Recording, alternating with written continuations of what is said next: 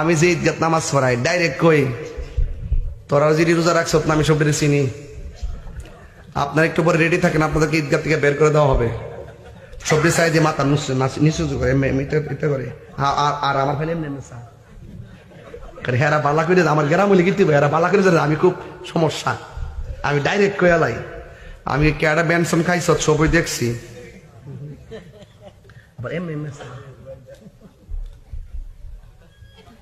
আমি কি এই মুহূর্তে যদি তোমরা বাইর করে দিই তাহলে গ্রামের একটা ফাড়া ফাড়া ঝগড়া আছে না হলা লাইলে মেজে বাগা আমার যে কয়েতে আমি রোজা না থাকলে তোর বাপের কি দিছে, তোর আমি কি জব দেবো?